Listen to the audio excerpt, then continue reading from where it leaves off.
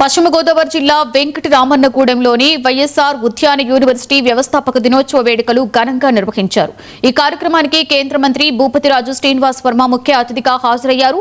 విద్యా పరిశోధన రంగాలలో యూనివర్సిటీ సాధించిన ప్రగతిని ఆయన ప్రశంసించారు. ఆధునిక ఆడిటోరియం నిర్మాణానికి నిధులతో పాటుగా బీఎస్సీ హార్టికల్చర్కు యూజీసీ గుర్తింపు కోసం కేంద్ర స్థాయిలో కృషి చేస్తానని హామీ ఇచ్చారు. ఏదైతే ఒక 19 సంవత్సరాల క్రితం ప్రారంభించబడినటువంటి హార్టికల్చర్ యూనివర్సిటీ ఉన్నదో దాదాపు 300 ఎకరాల్లో ఆ రోజు ప్రారంభించడం, ఇవాళ ఒక దేశంలోనే అత్యున్నతమైనటువంటి హార్టికల్చర్ యూనివర్సిటీగా తయారవడం మనందరికీ కూడా గర్వకారణం అనేటువంటి విషయాన్ని సందర్భంగా చెప్తాను.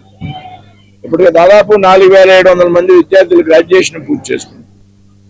560-70 మంది పీజీ కోర్సులు పూర్తి చేసుకుని దాదాపు 88 మంది ఇక్కడి నుంచి ఇవాళ పిహెచ్డి పట్టా పొందారు. అంటే ఈ యూనివర్సిటీ యొక్క ప్రాధాన్యతని మనంతా కూడా అర్థం చేసుకోవాల్సిన అవసరం.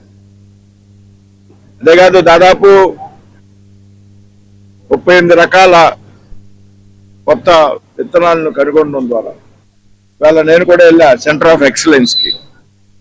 అక్కడ ఒక మాంగాకి సంబంధించి టమాటోకి సంబంధించి ఒక కొత్త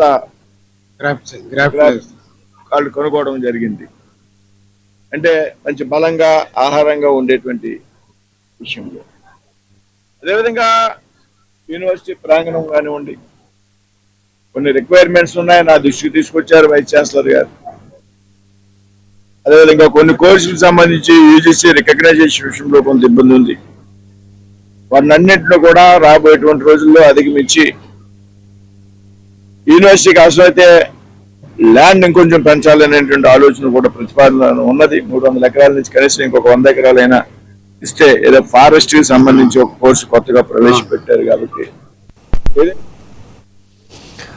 హార్ముజ్ జలసంధి పరిసర ప్రాంతాలలో ఇటీవల చోటు చేసుకుంటున్న పరిణామాలు అంతర్జాతీయ సముద్ర రవాణా రంగంలో మరొకసారి ఆందోళన